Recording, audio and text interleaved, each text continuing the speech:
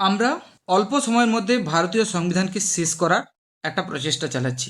এখানে ভারতীয় সংবিধানকে শেষ করার মাধ্যম হচ্ছে ওয়ান লাইনার কোশ্চেন, অর্থাৎ কোশ্চেনগুলো এখানে এমসিকিউর আকারে নয় বা একদম ডেসক্রিপটিভ আকারে নয়।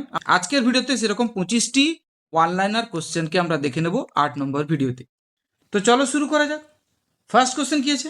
লোকসভায় বিরোধী দল লোকসভায় বিরোধী দল স্পিকার বা অধ্যক্ষের কাছে যে অনাস্থা প্রস্তাবের বিজ্ঞপ্তি দেয়, অনাস্থা প্রস্তাবের বিজ্ঞপ্তি দিলে তখন তাকে বলা হচ্ছে no confidence motion. Question, no confidence motion কার কাছে দেওয়া হয়? স্পিকারের কাছে বা অধ্যক্ষের কাছে। কোথায় দিতে পারে? লোকসভাতে। সেইটাকে কি বলা হচ্ছে? No confidence motion. এই নো কনফিডেন্স মোশন বা অনাস্থা প্রস্তাবের বিজ্ঞপ্তি দেওয়ার জন্য বিরোধী দল কমপক্ষের কতজনের সমর্থন না নিলে এই নো কনফিডেন্স মোশনের বিজ্ঞপ্তি দিতে পারবে না? না কমসে কম 50 জন সদস্যের সমর্থন তো দরকারই দরকার। কোথাকার সদস্য? লোকসভার সদস্য। তবেই স্পিকার এটিকে নো কনফিডেন্স মোশনের স্বীকৃতি দিতে পারেন। ফার্স্ট কোশ্চেন হয়ে গেল। সেকেন্ড কোশ্চেন আছে, যতক্ষণ না নতুন নির্বাচিত সরকার সরকারিভাবে দায়িত্ব গ্রহণ করছেন। তাহলে নতুন নির্বাচিত সরকার দায়িত্ব গ্রহণ এখনো করেনি, তাহলে সরকারি কাজ চালিয়ে যাওয়ার দায়িত্ব কার কাছে থাকে? না পূর্বতন সরকার, এর আগের যে সরকার তার কাছে এই দায়িত্ব থাকে। এবারে নতুন নির্বাচিত সরকার যতক্ষণ না পর্যন্ত দায়িত্ব পাচ্ছেন সরকার চালানোর, সেই সময়টুকুকে আমরা কি বলবো? Caretaker government.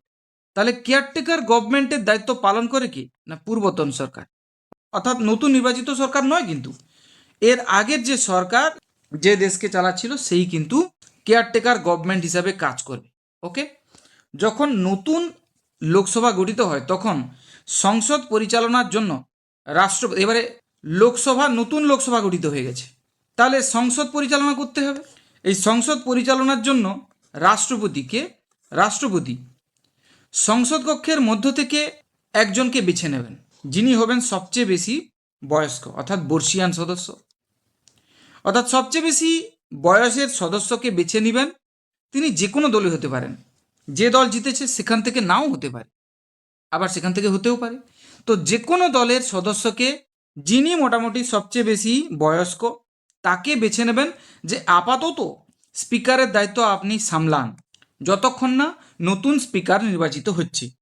তো এই স্পিকারকে কি স্পিকার বলা হয়? না প্রোটেম স্পিকার। কেন প্রোটেম স্পিকার বলা হয়? না তিনি হলেন অস্থায়ী স্পিকার বা অধ্যক্ষ। প্রোটেম কথাটার মানে সেই কারণে টেম্পোরারি বা অস্থায়ী। তাহলে প্রোটেম কথাটার মানে যদি জিজ্ঞাসা করা হয় তাহলে কি বলবে? টেম্পোরারি, মানে অস্থায়ী। অস্থায়ী স্পিকার বা প্রোটেম স্পিকার কাকে বলা হচ্ছে?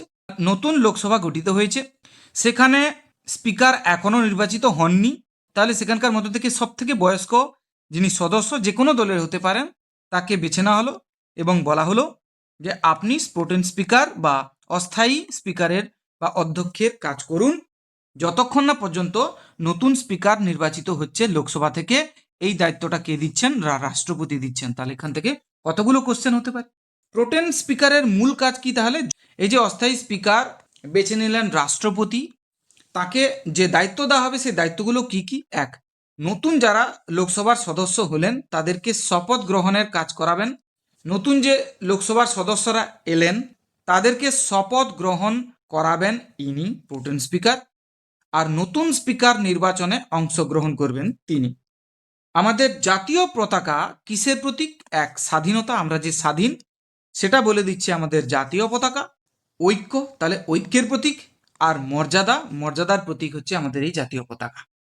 এই জাতীয় পতাকার নকশা করেন কে? Very very important question, Pingali Venkaiah.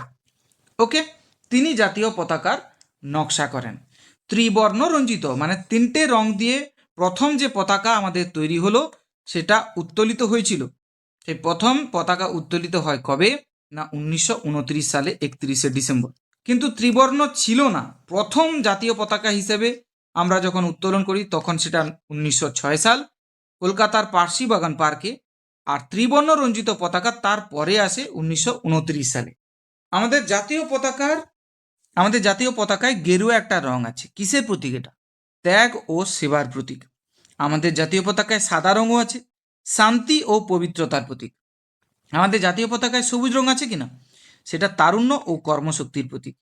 জাতীয় পতাকায় অশোক চক্রে যে দাগ থাকে সেটা কটি দাগ থাকে, তাহলে স্পোক, ওই যে স্পোকগুলো এখান থেকে বেরিয়ে থাকে স্পোকগুলো অশোক চক্রে, সেগুলো মোট কটা থাকে, 24টি থাকে। অশোক চক্র হলো গতিশীলতার প্রতীক, তাহলে অশোক চক্র কিসের প্রতীক, গতিশীলতার প্রতীক। অশোক চক্রের নিচে লেখা আছে কি, সত্যমেব Jayate, very very important question. এই যে সত্যমেব জয়তে লেখা আছে অশোক চক্রের নিচে, এটা কোথা থেকে না হয়েছে, মুন্ডক উপনিষদ থেকে না হয়েছে। সারনাথে অশোক স্তম্ভে পিঠে পিঠ দিয়ে দাঁড়িয়ে আছে কারা, 4টি সিংহ। অশোক স্তম্ভের নিচের সারিতে কে কে থাকে, হাতি থাকে, ছুটন্ত ঘোড়া, ষাঁড় ও সিংহ। এই 4টি প্রাণীকে আলাদা করার জন্য মাঝখানে কি রাখা আছে না পদ্মফুল, পদ্মফুলের উপরে চক্র। ওকে, অশোক স্তম্ভের সবচেয়ে উপরে আছে কি না ধর্মচক্র। ভারত সরকার এই প্রতীকটি নিয়েছে, কোনটাকে, এই অশোক স্তম্ভের সবচেয়ে উপরে থাকা ধর্মচক্রকে, এই প্রতীকটি ভারত সরকার নিয়েছেন। তবে এখানে অশোক চক্রে দেখা যায় কটি সিংহ না 3টি সিংহ। কটা সিংহ দেখা যায়, 3টি সিংহকে দেখা যায়। আরেকটি সিংহকে কেন দেখা যায় না, না সেটা পেছনের দিকে আছে, তাহলে চতুর্থ সিংহটিকে আমরা এই কারণে দেখতে পাই না। ধর্মচক্র আছে নিচে, কার কার মাঝখানে, ষাঁড় ও ঘোড়ার মাঝখানে। 2002 সালের 26শে জানুয়ারির আগে সাধারণ জনগণ জাতীয় পতাকা সর্বসাধারণের মাঝে উড়াতে পারতেন না, কিন্তু জাতীয় ছুটির দিনে, কেবল জাতীয় ছুটির দিনে ওড়াতে পারতেন 2002 সালের 26শে জানুয়ারির আগে পর্যন্ত। তাহলে জাতীয় ছুটির দিনে কেবলমাত্র সর্বসাধারণের মাঝে ওড়াতে পারতেন।